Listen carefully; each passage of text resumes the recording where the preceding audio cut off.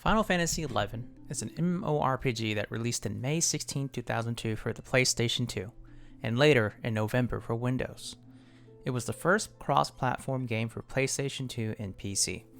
In 2006, the Xbox 360 version released, and that's when I picked up my first copy. It was the first MMO I've ever played. The majority of my memories consisted of partying up in the Balcom Dunes.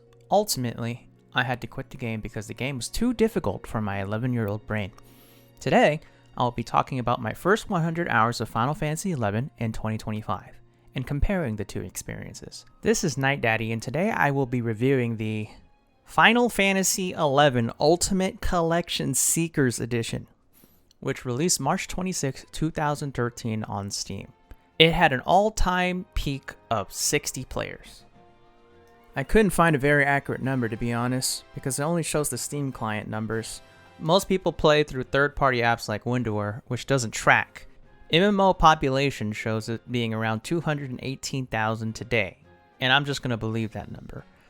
I picked it up while it was on sale for $10 and just decided, hey, I'm going to try to solo this 20-year-old game. I switched between PC and the Steam Deck, which in hindsight while making the video was a terrible idea, because I couldn't record myself while on the Steam Deck, but it runs like a dream. And there is a settings save feature which is built into their servers so you can easily play between the two. So if the video doesn't line up with what I'm saying, just give it a pass. Please. I'll do better next time. Like and subscribe.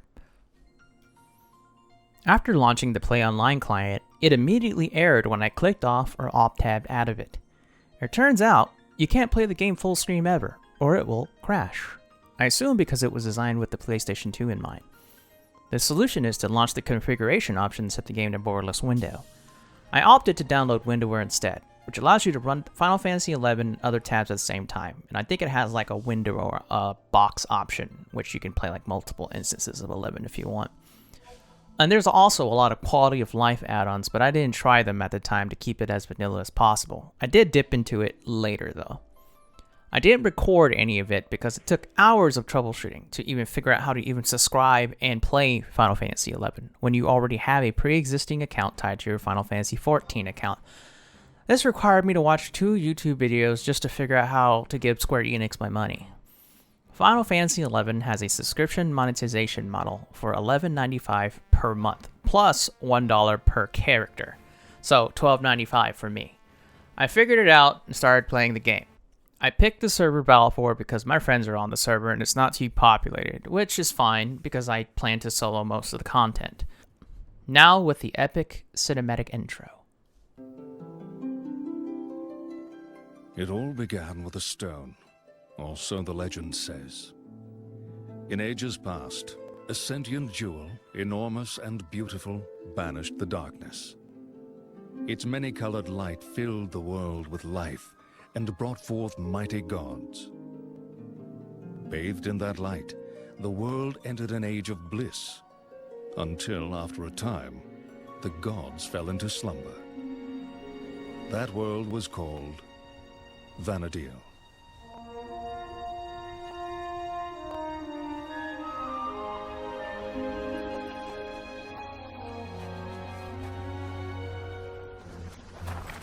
In the 863rd year of the Crystal Era, Vana'diel was in the midst of a great war.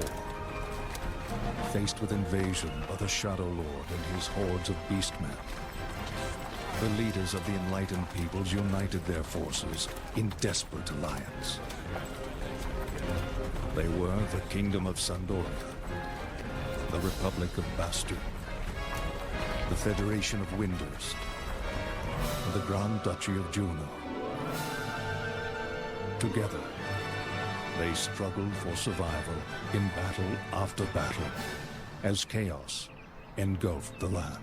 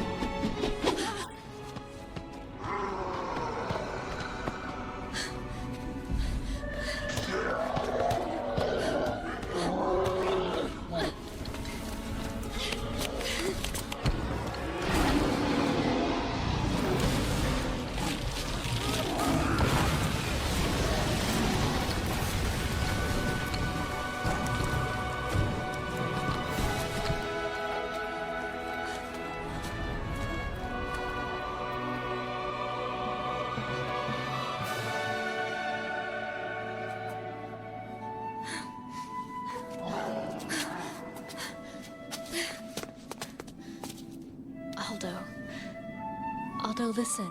You've got to climb.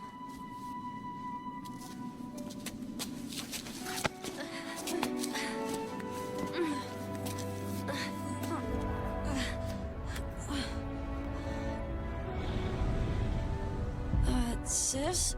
Can you lower yourself down? I think so.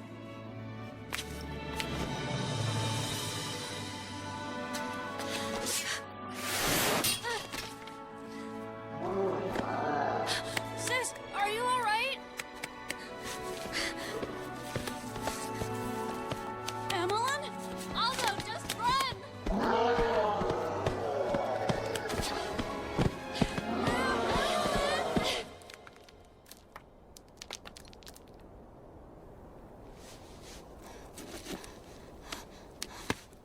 Emmeline?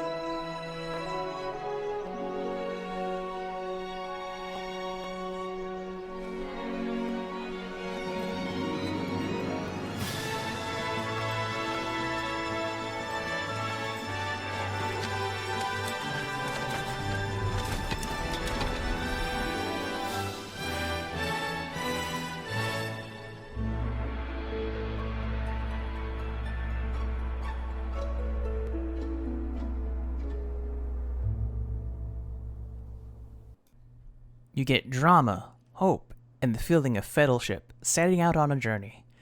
Final Fantasy cinematics and music are just masterclass. Then, you get the character creation. And for some reason, the music vastly differs when you decide to choose a male or female character. Male characters have this adventurous tune, while female characters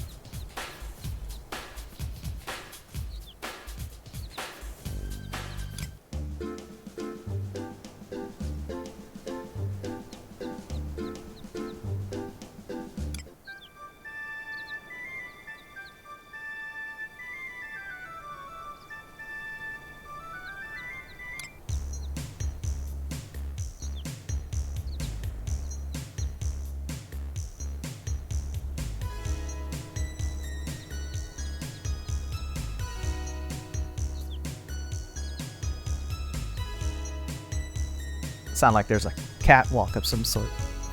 Catwalk? Get it? Except the Tarakawa race. Each race has different starting stats, but it doesn't differ for more than 2 points, so pick whatever you like. Back then, they were a lot more different, so it actually mattered. Now, you pick your 6 starter jobs. Warrior, Monk, White Mage, Black Mage, Red Mage, and Thief. I chose Thief.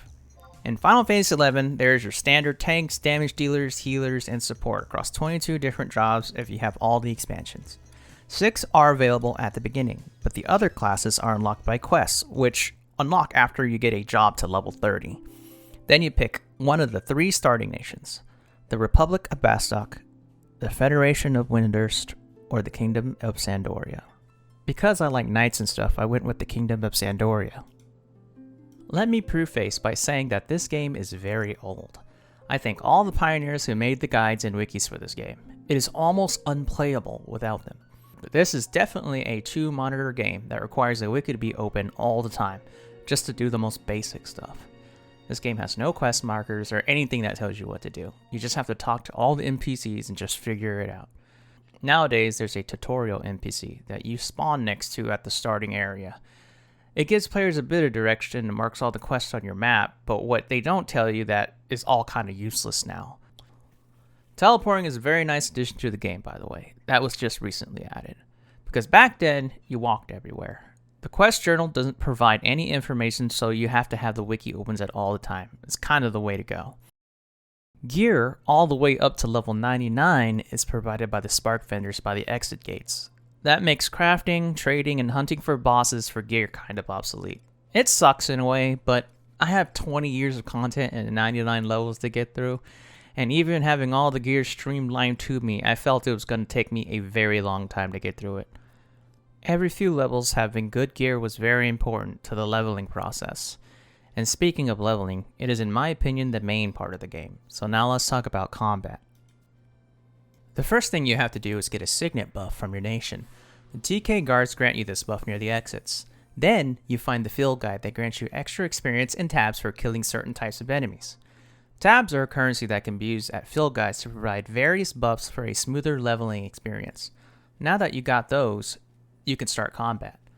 First, you check the enemy stats using the check menu to see if you can even fight the monster.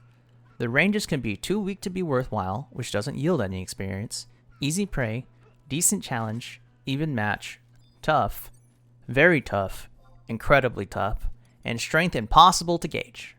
This system is a little bit misleading because sometimes easy praise can wreck you. The harder the enemy, the more likely you would miss. This can be made up with gear, food, and combat levels. As a thief, I use dagger.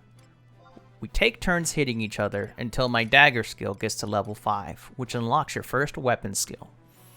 Weapon skills can be used by using TP, tactical points.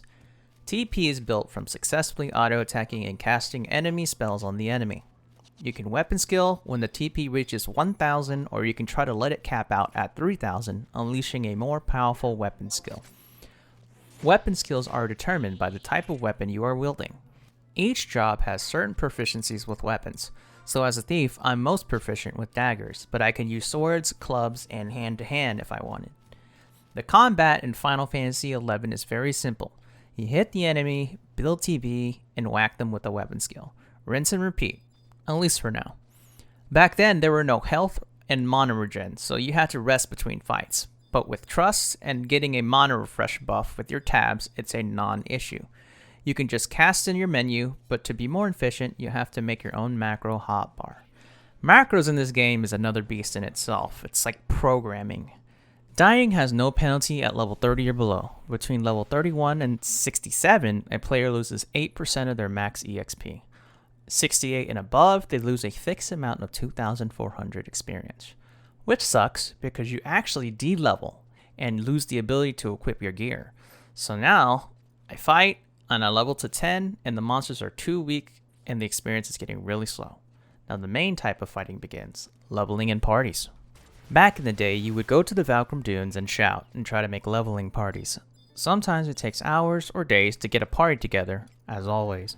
Now in 2025, the problem was remedied with the trust system.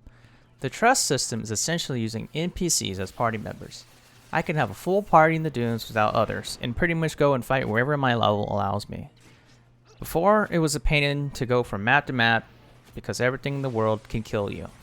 Unlike most MMOs where you fight a whole bunch of trash mobs at the same time, you are the trash mob. Seriously. Combat usually looks like 6 well-geared adventurers teaming up on a rabbit, or a crab. Fighting 2 mobs? Get ready to use up all your resources to barely make it. 3 mobs? We're dead. Or someone's gonna have to sacrifice themselves so we can all zone, because monsters in this game chase you to the ends of the earth until you zone. But the party play is where the fun really happens. Roles and gear play a very important part. The main thing is keeping the hate or aggro. Everyone generates hate by damaging the enemy or healing or having gear that adds it. The more damage, the more hate you generate. If you are a tank, you better have Provoke, which is a job ability that generates a lot of hate. You keep that on cooldown, but if you keep missing your attacks as the tank, you can't generate more hate, so you gotta make sure you have some accuracy. But if you don't do enough damage, you're not generating enough hate. It's kind of a balancing act. Don't overheal, you're going to generate too much hate. Hey, damage dealer monk, you're hitting the mob too hard, you better turn around until the tank gets aggro again. Combat is pretty simple, but team combat, there is a lot more to think about. Leveling up quickly, though, requires a lot of efficiency. The more mobs you can kill back to back grants an experience chain, which rewards more experience the longer you keep the chain going. To kill them really fast, your team needs to make skill change, which is extra damage when you pop off weapon skills and spells together. As a thief, I have sneak attack, which allows the next back attack to be crit, with no chance in missing, so I follow up with the weapon skill for major damage. Thieves also get another ability called Trick Attack that does a guaranteed quit when I'm standing behind an ally, and that ally gets all the hate. You can stack both Sneak Attack and Trick Attack together by standing behind someone standing behind the enemy. The downside of having Trust is that they stand wherever they want, so you can't coordinate your attacks. So I usually alternate from Trick Attacking behind the tank to grant him hate, and then Sneak Attacking behind the mob. So I get to level 18, which is the prerequisite for the next step, and then I get a sub job. A sub job is essentially picking another job and getting half of whatever level your current main job is. All the job traits and job abilities are included. To keep it simple, I leveled a warrior to 50 first, which allowed me to level up a thief all the way to 99 with a maxed out sub job. I chose warrior as a sub job because they have berserk and a war cry job ability, which increases their attack. It also has passive job traits called Attack Bonus, which raises your attack, and my favorite, Double Attack, which increases your chance of hitting twice, which helps with TP generation and also increased damage. Thieves have a passive trait called Triple Attack, which stacks with the warrior's Double Attack, which increases the amounts of hits you can do.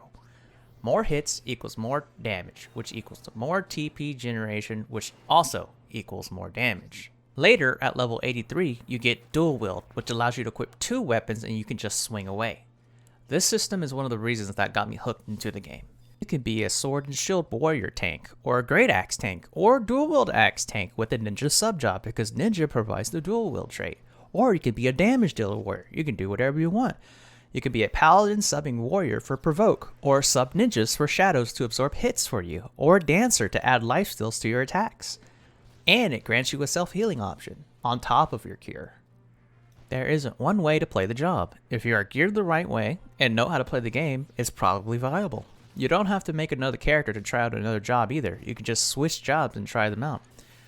This is one of the game's strong points because it gives players more options in their character creation.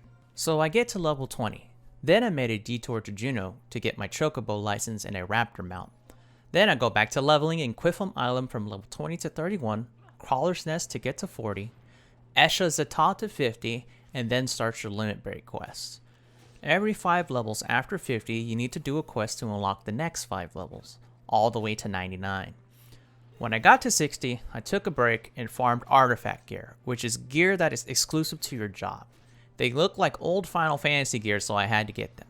At level 70 to 75 was going to be one of the goals I wanted to accomplish 20 years ago, which is you have to beat an NPC named Matt. So this is where I quit the game long ago.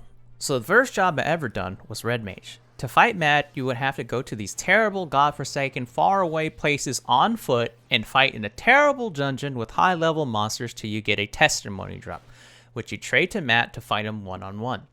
These places you would need other people or a high-level friend to come with you, and if you died, you would have to make the run back. If Matt beats you, you have to go get another testimony and do it all over again. Now let's talk about why I quit. It took several months to get to level 70 with the help of parties that took hours to get together and high-level friends to get you through dangerous areas. If you didn't have those, you just didn't play. You can't solo these things.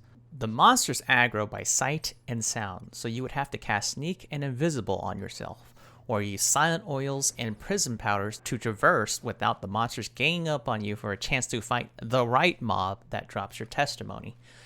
Red mages can solo these, but if monsters aggro together or link, I'm dead. So in short, it was a grind. Not only that, Might fights you at whatever your job is, plus Monk, making Red Mage the hardest fight against Matt. Want to cast a spell? Monk punches. Too bad. You have to bind him, hope it sticks, nuke him, spell chain, convert your mana, then nuke him again and hope he dies. Needless to say, he destroyed me. So my choice was to keep trying or level up another job to 70 and beat him, which was months of grinding. So I quit. Now in 2025, each testimony gets you 3 tries against him, and as a thief, you don't even necessarily have to fight him, you can just steal from him. There are added teleport options now, so you can just teleport and get your testimonies. No more 30-minute boat trips or air travel per traversal anymore. There was an update that added missions called Rhapsodies of Vanadil, which rewards a lot of quality of life upgrades like teleporting being reduced to 100 to 200 gil, which are originally 500 to 1000 gil in the beginning. And my favorite, the key item called Rhapsodies in Umber, that increases experience and combat skills by 30%, and has the ability to summon trusts in the mat fight. So when I got in there, I failed to steal the item that I needed, but what a shame.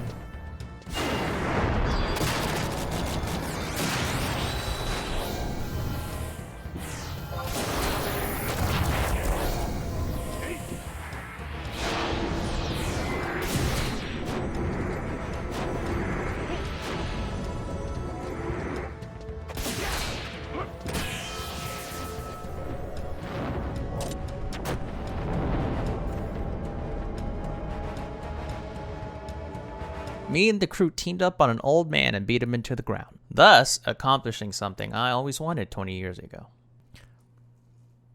Now let's talk about story. It is kinda confusing because as you go through certain areas, cutscenes trigger from random expansions. I don't know what is going on half the time. I hope they make sense later. So I tried to focus on the original storyline for the Nation of Sandoria, which was the original endgame of Final Fantasy when the level capped out at level 50. Almost all content could be done while uncapped, which made it easier for me to solo with trusts. It focused on the ongoing war against the Beastmen. It starts off with killing some orc and bringing back an axe to prove your worth.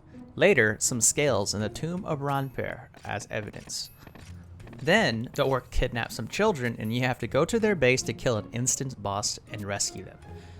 Then you have to go to the other cities and investigate. The Republic of Bastok, Windurst, and finally the Duchy of Juno, which is like the UN for all the 3 nations. It seems the Beastmen are very active and are coordinating with each other. You are the representative of Sandoria. You are tasked to examine 3 magicite crystals that show recordings of a dark past from each nation, and things are not as they seem. The magicite in Bastok showed an invasion in the mines for minerals and destroying the Beastmen who lived there while they were protecting their nests. In Windurst, they used some sort of powerful magic that ravaged the lands. One particular memory was about a group of adventurers in a snowy landscape of Zargabard. A Hume male attacks a Gallica because he was jealous of his swordsmanship title and his relationship with the Hume woman named Cornelia. Right before the killing blow, Cornelia jumps in the way and takes a fatal blow in his stead. The mortally wounded Gallica holds on to Cornelia and they are both left to die. Through your investigation, you find out that the Shadow Lord will rise again. Now me and my group of trustworthy adventurers will journey to the frozen wastelands of Zarkabard to take on the Shadow Lord. So I ran in, made short work of all the demons, which have really cool models. Most dungeons in this game are pretty evil. Even with the map and a guide on my second monitor, traversal was a pain. Every dungeon is a labyrinth. They definitely didn't want to make it easy. Thank you again, pioneers of the wiki. I salute you. So I make my way through Castle Zavel Bailey's to the keep where the Shadow Lord lies.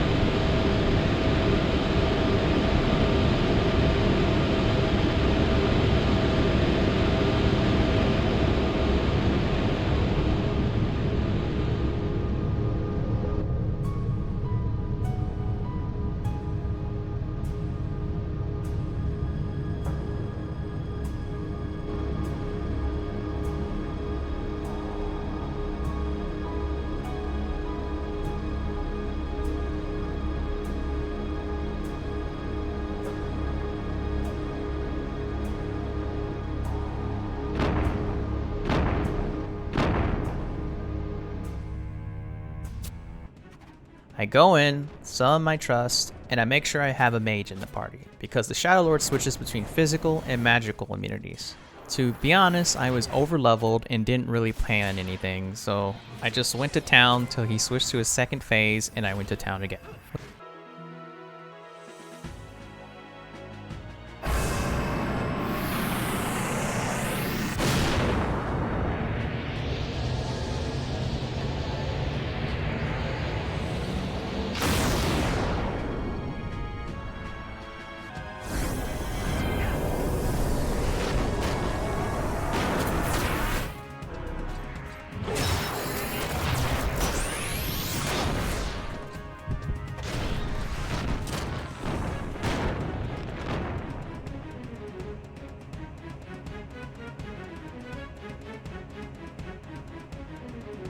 The Shadow Lord defeated, it is revealed that the Shadow Lord was Raugrim, the Galka who was left to die.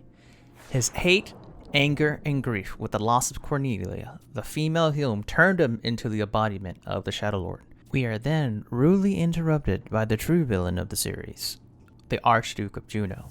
It turns out he is from a race called the Zillarts, who summoned the Crystal Warriors to kill us. The Zillarts wants to cleanse Vanadil to create a paradise for the gods to roam. And that doesn't sound like fun at all.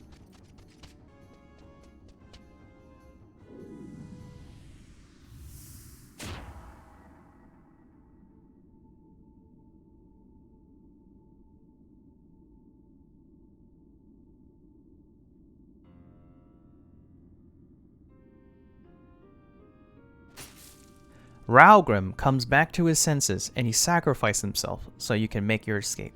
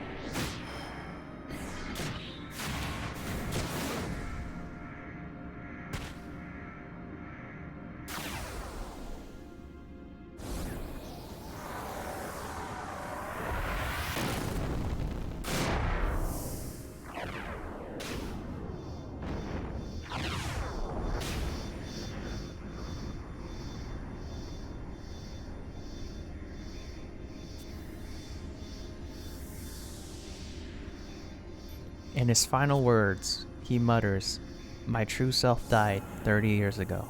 All that remains is an empty shell. Cornelia, finally we may meet again." He then envisions Cornelia, his love, with her arms open, welcoming him to the afterlife as he explodes. What a story. You aren't the main character. You're more of a witness to the main characters. You're just an adventurer doing your best by your nation and providing support to the real main characters, which I prefer than being the chosen one. All in all, I really did enjoy the game. I like that I'm not the main character. I'm just the guy who provided the tanner with some rabbit skins, and that other guy who wanted bat wings for some reason. Something simple as, hey, I need some bee pollen, required me to travel 4 maps away to Bastock because Sandoria doesn't have bees to kill, which took me on an epic quest to fight some bees for 30 minutes to get some of that bee pollen. Every little thing I did felt exciting and adventurous. Traveling distant lands, fighting monsters, hoping I don't accidentally fight a notorious monster because they look like regular monsters with a different name. But of course, there are a bit of downsides too. No quest markers, no direction on what to do, to progress. So again, I thank the wiki. I followed an amazing starter guide, which I suggest everyone follow as well, and I will put that and the leveling guide in the description. These are things that you will definitely need, which I didn't mind doing. But I am a firm believer that to play a game, you shouldn't have to do research outside of the game to do anything. The game should provide that for you, but again, it is a 20-year-old game, and a lot of games back then were like that. This game is still being updated to this day with more story quests. The game is older than EverQuest 2 and World of Warcraft by like 2 years. But with easy to follow guides, a noob like me can solo all the content. And I had a really good time. Simple, slow combat instead of spamming hotbar combat reminds me a lot of old school RuneScape, where your auto attacks are really important instead of spamming your buttons and optimal rotations. It's more about timing and positioning your weapon skills with your party and having gear to hit your enemies. Masterclass addicting soundtracks you expect from Final Fantasy properties, deep customizations, and beautiful but dated environments. Except for the dunes, because the sand will blind you during the daytime. End goal is to beat all the expansions of the game. I would definitely recommend this to anyone who doesn't mind using wikis as the playthrough. If you don't use them, you're definitely going to have a bad time. And I rate Final Fantasy XI worthy of your time. Thank you for watching the video, and like and subscribe for more. And leave comments in the video. Share. Yes. Greetings, I'm Night Daddy and thanks for watching my video. Follow me on Twitter for my YouTube and stream updates. Also, follow my Twitch if you want to hang out and chat. Consider subscribing and liking my video, it really helps my channel. Leave a comment on what you think of the video or what I should play next. Enjoy.